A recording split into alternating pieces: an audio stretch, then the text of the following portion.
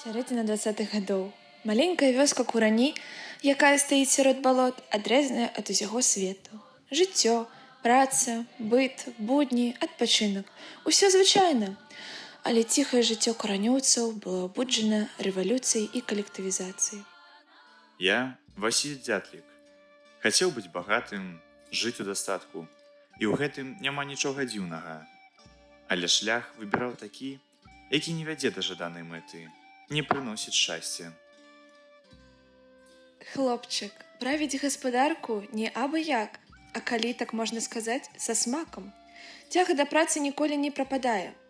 Яго галоўная мара – гэта набыць кавалак добрай зямлі, справіць новага каня, паставіць новую хату. А самае галоўнае з іх – гэта зямля. Я Ганна Чарнушка. Жыву жыццём самай звычайнай сялянскай дзяўчынкі. Многа працую, але і адпачываць умею.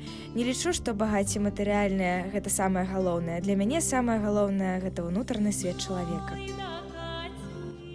Цёмныя, як спелыя вішні вочы, шаўкавіста-чорныя бровы, доўгія смаляністыя косы, гнуткі стан.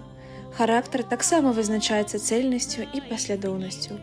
Свае маральныя прынцыпы, свае ўяўленні аб чалавечай годнасці і сэнсе жыцця, незалежныя ад абагавораў іншых. Знаёмыя з дзяцінства яны, здаецца, павінны былі б адносіцца адзін да аднаго без эмоцый.